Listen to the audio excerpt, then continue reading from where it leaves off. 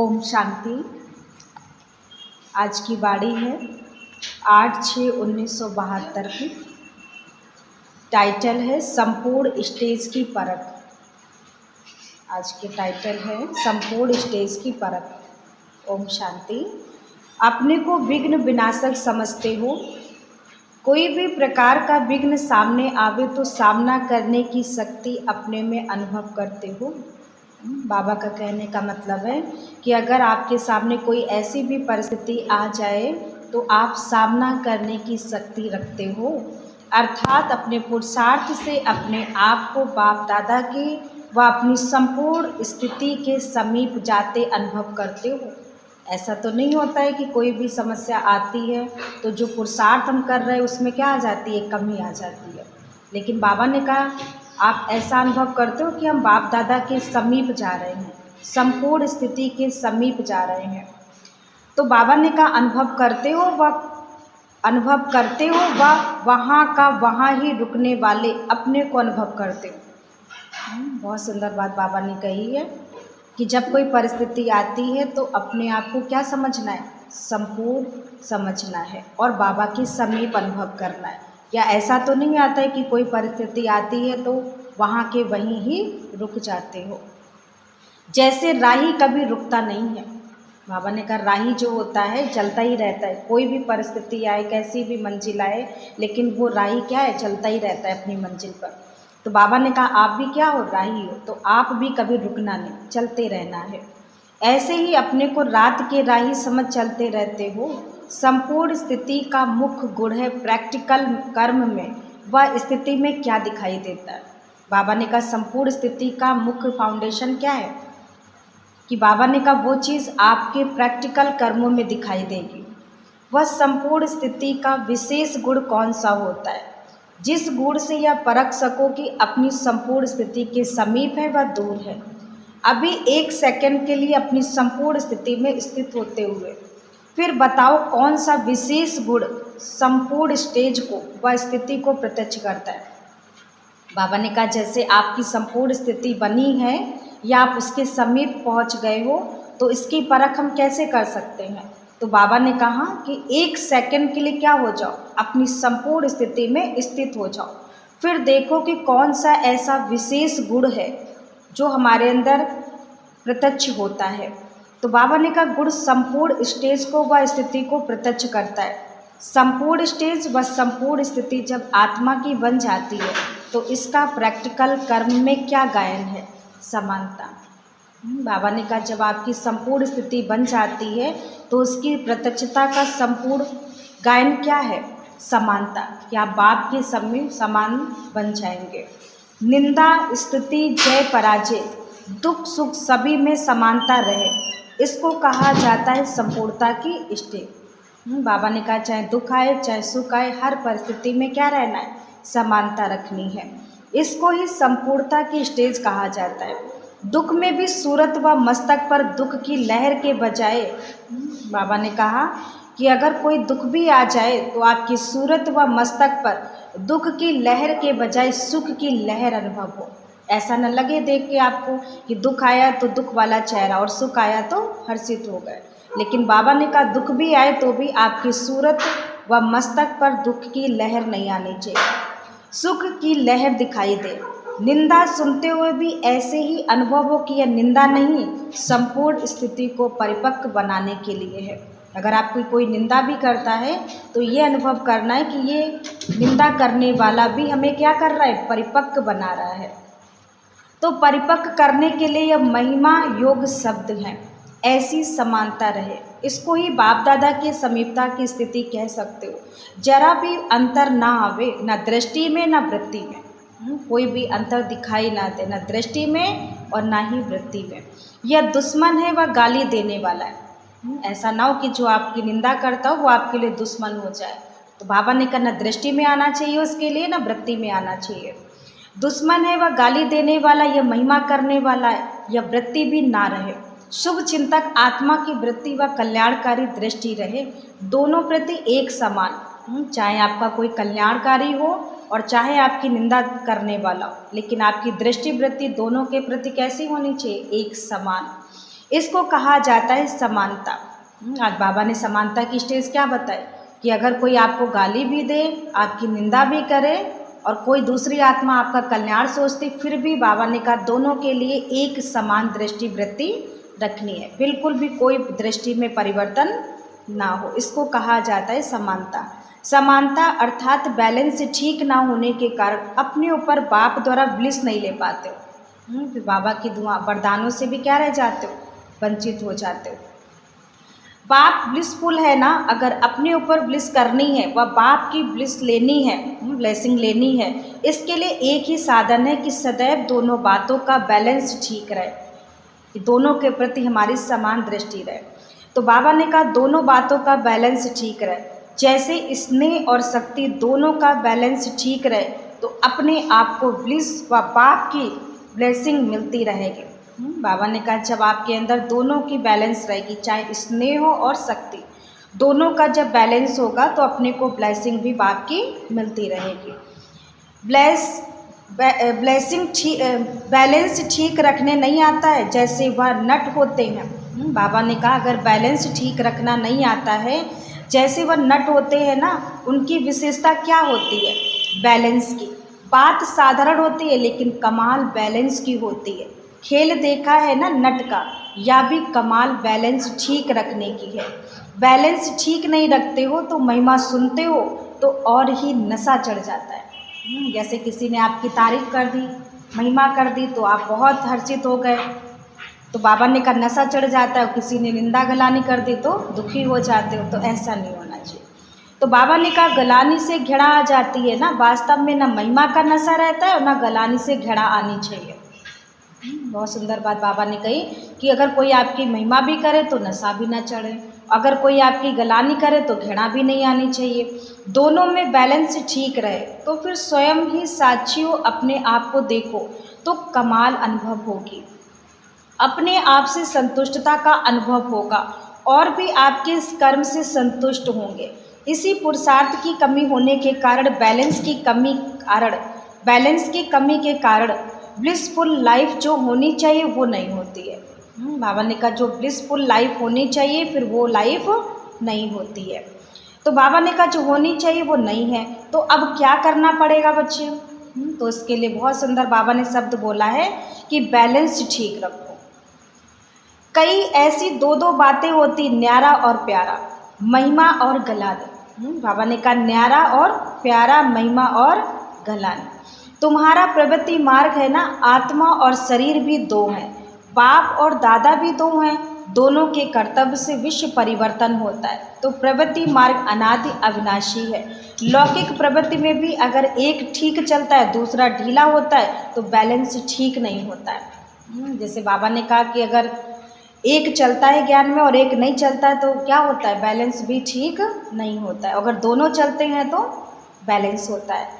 तो खिटपिट होती रहती, समय भी वेस्ट जाता है, जो श्रेष्ठ प्राप्ति होनी चाहिए ना वह नहीं कर पाते हो। एक पाँव से चलने वाले को क्या कहा जाएगा, फिर लंगड़ा कहा जाएगा ना, और जो लंगड़ा होगा वो क्या चल पाएगा ठीक से। तो इसलिए बाबा ने कहा पाँव से चलने वाले को क्या कहा जाएगा, लंगड़ा कहा जाएगा ना। वह हाई जंप दे सकेगा क्या, वह तेज दौड़ सकेगा क्या? तो बाबा ने कहा वो हाई जंप दे सकेगा, वह तेज दौड़ लगा सकेगा। इसमें भी अगर समानता नहीं है तो ऐसे पुरुषार्थ को क्या कहा जाएगा। अगर पुरुषार्थ में एक चीज़ की प्राप्ति अधिक होती और दूसरे की कमी महसूस करते हो तो समझना चाहिए कि हाई जंप दे सकेंगे, दौड़ नहीं सकेंगे। बाबा ने कहा अगर एक की कमी लगती है और एक में बाबा ने कहा महसूस होता है कि अधिक चीज़ है और दूसरे में कमी महसूस होती है, तो समझना चाहिए कि कहीं ना कहीं हाई जंप नहीं दे सकेंगे, दौड़ नहीं सकेंगे। तो जब हाई जंप नहीं दे सकेंगे, दौड़ नहीं सकेंगे, तो संपूर्णता के समीप कैसे आओगे बच्चे? क्योंकि अभी क्या समय है हाई जंप देने का। तो इसलिए बाबा ने कहा बच्चे फिर दौड़ कैसे सकोगे, तो हाई जंप नहीं दे सकोगे, दौड़ नहीं सकोगे, तो संपूर्णता के समीप कैसे आओगे? यह कमी आ जाती है जो स्वयं भी वर्ण करते हो। स्नेह के समय शक्ति मर्ज हो जाती है और शक्ति के समय स्नेह मर्ज हो जाता है। तो बाबा ने कहा शक्ति और स्नेह दोनों का क्या रखना है, बैलेंस रखना है। तो बैलेंस ठीक नहीं रहा ना, दोनों का बैलेंस ठीक रहे, इसको कहा जाता है कमाल। एक समय एक जोर है और दूसरे समय पर दूसरा जोर है तो दूसरी बात है, तो भी दूसरी बात है। लेकिन एक ही समय पर दोनों बैलेंस ठीक रहे, इसको कहा जाता है संपूर्ण। एक मर्ज हो और दूसरा इमर्ज होता है तो प्रभाव एक का पड़ता है बच्चे। बाबा ने कहा फिर क्या होगा कि एक मर्ज होगा और दूसरा इमर्ज होगा तो प्रभाव किसका पड़ेगा, एक का। शक्तियों के चित्रों में सदैव दो गुण की समानता दिखाते, वो कौन से दो गुण हैं, एक है स्नेह और दूसरा है शक्ति। तो ये दो गुण शक्तियों के अंदर समानता दिखाई जाती है। नैनों में सदैव स्नेह और कर्म में हमेशा शक्ति रूप। बाबा ने कहा नैनों में क्या होना चाहिए, स्नेह और कर्म में शक्ति रूप। तो शक्तियों को चित्रकार भी जानते हैं, यह शिव शक्तियाँ दोनों, बाबा ने कहा यह शिव शक्तियाँ दोनों गुणों की समानता रखने वाली हैं, इसलिए वह लोग भी चित्र में इसी भाव को प्रकट करते हैं। जब प्रैक्टिकल में किया तभी तो चित्र बना है ना, तो ऐसी कमी को अभी संपन्न बनाओ, तब जो प्रभाव निकलना चाहिए वह निकल सकेगा।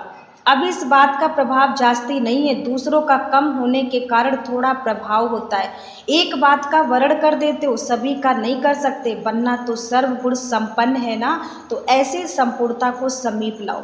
जैसे धर्म और कर्म दोनों का सहयोग बताते हो ना, तो लोग दोनों को अलग करते हैं, आप दोनों का सहयोग बताते हो, तो कर्म करते हुए धर्म अर्थात धारणा भी संपूर्ण हो, तो धर्म और कर्म दोनों का बैलेंस भी ठीक होने से प्रभाव बढ़ेगा। बाबा ने कहा धर्म और कर्म ये दोनों जब बैलेंस होंगे तो बाबा ने कहा प्रभाव बहुत अच्छा पड़ेगा। कर्म करने समय कर्म में तो लग जाते हो और धारणा पूरी नहीं होती है कि कर्म तो अच्छे कर रहे लेकिन धारणा नहीं करते, तो इसको क्या कहा जाएगा। लोगों को कहते हो ना कि धर्म और कर्म को अलग करने के कारण आज की जीवन व परिस्थिति ऐसी हो गई। तो अपने आप से पूछो कि धर्म और कर्म अर्थात धारणाएं और कर्म दोनों की समानता रहती है। बाबा ने कहा कर्म और धारणाएं दोनों में क्या रखना है, समानता रहना है। तो कर्म करते भी भूल जाते हो। बाबा ने कहा जब कर्म करते हो ना फिर भूल जाते हो, जब कर्म समाप्त होता है तब धारणा स्मृति में आती है कि कर्म करते धारणा की स्मृति भूल जाती है, और जब कर्म समाप्त हो जाता है तो धारणा की स्मृति आती है। जब बहुत कर्म में बिजी रहते हो तो उस समय इतनी धारणा भी रहती है, जब कार्य हल्का होता है तो धारणा भारी होती है, और जब धारणा भारी होती है तो कर्म हल्का हो जाता है। तराजू का दोनों तरफ एक समान चलता रहे तब तराजू का मूल होता है। जब तराजू के दोनों पल्ले क्या होते, बराबर होते, तब बाबा ने कहा क्या होता है, तब तराजू का मूल होता है। नहीं तो तराजू का मूल ही नहीं होगा, तराजू है बुद्धि। बाबा ने कहा तराजू जो है वो है बुद्धि। बुद्धि में दोनों बातों का बैलेंस ठीक है तो उनको श्रेष्ठ बुद्धिवान व दिव्य बुद्धिवान और तेज बुद्धिवान कहेंगे। तीन बातें बाबा ने बोली हैं कि श्रेष्ठ बुद्धिवान व दिव्य बुद्धिवान और तेज बुद्धिवान कहेंगे, नहीं तो साधारण बुद्धि कहेंगे। कर्म भी साधारण और धारणाएं भी साधारण होती है, तो साधारणता में भी समानता नहीं लानी है, लेकिन श्रेष्ठता में समानता हो। जैसे कर्म श्रेष्ठ वैसी धारणा भी श्रेष्ठ होनी चाहिए, कि अगर हमारे कर्म श्रेष्ठ हैं तो फिर हमारी धारणाएं भी कैसी होनी चाहिए, श्रेष्ठ होनी चाहिए। कर्म धारणा अर्थात धर्म को मर्ज ना कर दे, धारणा कर्म को मर्ज ना कर दे। इस बात का भी विशेष अटेंशन देंगे कि धर्म, बाबा ने कहा इस बात का विशेष अटेंशन देंगे कि कर्म धारणा अर्थात धर्म को मर्ज ना कर दे और धारणा कर्म को मर्ज ना कर दे। धर्म और कर्म दोनों की श्रेष्ठता में समानता रहे, समान रहे, इसको कहा जाता है धर्मात्मा। धर्मात्मा कहो व महान आत्मा व कर्म योगी कहो, बात तो एक ही है। ऐसे धर्मात्मा बने हो बच्चे, ऐसे कर्मयोगी बने हो, ऐसे ब्लिसफुल बने हो, एकांतवासी भी और साथ साथ रमणीकता भी इतनी हो कि कहाँ एकांतवासी और कहाँ रमणीकता। बाबा ने कहा एकांतवासी भी बनना है और साथ साथ रमणीकता भी रखनी है, लेकिन कहाँ पर एकांतवासी और कहाँ पर रमणीकता लानी है। तो शब्दों में तो बहुत अंतर है, लेकिन संपूर्णता में दोनों की समानता रहे। जितना ही एकांतवासी होंगे उतना फिर साथ साथ रमणीकता भी होगी। तो पहले क्या बनना है, एकांतवासी, फिर साथ साथ रमणीकता भी होगी। एकांत में रमणीकता गायब नहीं होनी चाहिए। दोनों समान और साथ रहें। आप जब रमणीकता में आते हो ना तो कहते हो अंतर्मुखता से नीचे आ गए, और अंतर्मुखता में आते हो तो कहते हो आज रमणीकता कैसे हो सकती है। लेकिन दोनों साथ साथ हो ना, अभी अभी एकांतवासी और अभी अभी रमणीक। जितनी गंभीरता उतना ही मिलनसार भी होना चाहिए। ये भी पॉइंट बहुत सुंदर है कि जितनी गंभीरता उतना ही मिलनसार भी होना चाहिए। ऐसे भी नहीं कि सिर्फ गंभीर मूर्त हो जाओ और मिलनसार ना हो, अर्थात सर्व के संस्कार और स्वभाव से मिलने वाला हो। गंभीरता का अर्थ यह नहीं है कि मिलने से दूर रहो, कि गंभीरता का गुण आ गया तो बाबा ने कहा मिलने से ही मिलनसार ना हो, तो मिलने से दूर रहे। कोई भी बात अति में अच्छी नहीं होती है। कोई भी बात होती है तो उसका बैलेंस रखना है। कोई भी चीज़ अति की अच्छी नहीं होती है। कोई बात अति में जाती है ना तो उसको तूफान कहा जाता है। जब कोई बात अति में हो जाती है तो फिर उसको क्या कहा जाएगा? तूफान। तो बाबा कहते तूफान कहा जाता है। एक गुड़ तूफान मिसल हो और दूसरा मर्ज हो तो अच्छा लगेगा कि? बाबा पूछ रहा है बच्चों से कि एक गुड़ तूफान मिसल हो और दूसरा मर्ज हो तो अच्छा लगेगा? नहीं। तो ऐसे अपने में पावरफुल धारणा करनी, जैसे चाहो वहाँ अपने को टिका सको। ऐसे नहीं कि बुद्धि रूपी पाँव टिक ना सके, बैलेंस ठीक ना होने के कारण टिक नहीं सकते। कब कहाँ गिर जाते हो, वह हिलते जुलते रहते हो। बाबा ने कहा ऐसा तो नहीं होता कब कहाँ गिर जाते हो, हिलते जुलते रहते हो। या बुद्धि की हलचल होने के कारण समानता नहीं है, अर्थात संपन्न नहीं है। कोई भी चीज़ अगर फुल हो ना तो उसके बीच में कभी हलचल नहीं हो सकती। हलचल तब होती है जब कमी होती है। बाबा ने कहा जब कमी होती है तब बाबा ने कहा हलचल होती है। इसलिए संपन्न नहीं होता। तो यह बुद्धि में व्यर्थ संकल्पों की व माया की हलचल तब मचती है जब फुल नहीं हो, संपन्न नहीं हो। दोनों में संपन्न व समानता हो तो हलचल हो ही नहीं सकती। अपने आप को किसी भी हलचल से बचाने के लिए पहले संपन्न बन जाओ। बाबा ने कहा अगर अपने में किसी भी प्रकार की हलचल से बचाना है अपने आप को, तो बाबा ने इसके लिए कहा बच्चे संपन्न बनते जाओ और संपूर्ण हो जाओ। संपूर्ण स्थिति व संपूर्ण स्टेज अर्थात संपूर्ण वस्तु का प्रभाव ना निकले या तो हो ही नहीं सकता, क्योंकि जो संपूर्ण होगा और जिसकी स्थिति संपूर्ण होगी, बाबा ने कहा उसका प्रभाव तो निकलेगा। चंद्रमा भी जब 16 कला संपूर्ण हो जाता है ना तो ना चाहते हुए भी हर एक को अपनी तरफ आकर्षित करता है। कोई भी वस्तु संपन्न होती है तो अपने आप आकर्षण करती है। तो संपूर्णता की कमी के कारण विश्व की सर्व आत्माओं को आकर्षण कर नहीं पाते हो बच्चे। ये भी बहुत सुंदर पॉइंट है कि जब आपकी जब संपूर्ण स्थिति नहीं होती है तब बाबा ने कहा जब कमी होती है तो आप किसी भी सर्व आत्माओं को अपनी तरफ आकर्षित नहीं कर पाते। तो इसलिए बाबा ने कहा संपूर्णता की कमी के कारण विश्व की सर्व आत्माओं को आकर्षण नहीं कर पाते हो। जितनी अपने में कमी है उतना आत्माओं को अपनी तरफ कम आकर्षित कर पाते हो। चंद्रमा की कला कम होती है तो किसका अटेंशन नहीं जाता है, जब संपूर्ण हो जाता है तो ना चाहते हुए भी सभी का अटेंशन जाता है। जैसे बाबा ने कहा जब चंद्रमा 16 कला संपूर्ण होता है तो उसकी तरफ अपने आप ही लोगों का अटेंशन जाता है। तो ऐसे ही बाबा ने कहा जब आप भी संपूर्ण और संपन्न स्थिति में होगे तो बाबा ने कहा लोग आपकी तरफ आकर्षित होंगे। इसलिए बाबा ने कहा जब संपूर्ण हो जाता है तो ना चाहते हुए भी सभी का अटेंशन जाता है। तो कोई देखे ना देखे लेकिन जरूर देखने में आता है। बाबा ने कहा फिर कोई देखे चाहे ना देखे लेकिन जरूर देखने में आता है, आता ही है। संपूर्णता के प्रभाव की शक्ति होती है प्रभावशाली।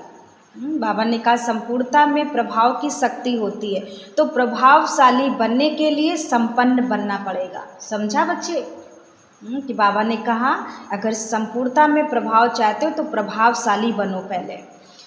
अगर बैलेंस ठीक नहीं होता तो हिलने जुलने का खेल करते हो। बाबा ने कहा दोनों चीज़ों का बैलेंस होना चाहिए।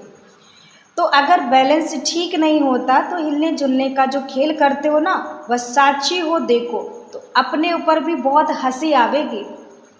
बाबा ने कहा जब दोनों का बैलेंस नहीं होगा तो फिर अपने आप को क्या करो, साक्षी होकर देखो, फिर अपने आप ही बहुत हंसी आती रहेगी। जैसे कोई अपने पूरे होश में नहीं होता है ना तो उनकी चलन देख हंसी आती है।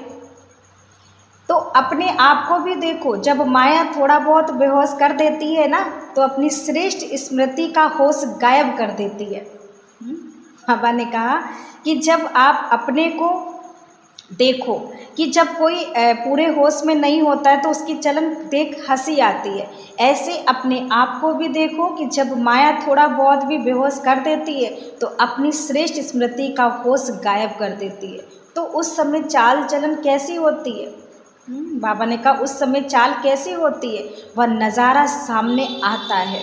उस समय अगर साक्षी हो देखो ना, तो अपने आप पर ही हंसी आवेगी। बाप दादा साक्षी होकर खेल देखता है हर एक बच्चों का। बाबा ने कहा बच्चों का खेल बाबा क्या करता है, साक्षी होकर देखता है। तो ऐसा खेल दिखाना अच्छा लगता है क्या? बाबा कह रहा है बच्चों से कि क्या ऐसा खेल दिखाना अच्छा लगता है बाबा को? बाप दादा क्या देखना चाहता है? बाबा तो सब बच्चों को सर्वगुण संपन्न देखना चाहता है। तो बाप दादा क्या देखना चाहता है उसको भी तुम जानते हो ना। जब जानते हो तो मानते क्यों नहीं हो बच्चे?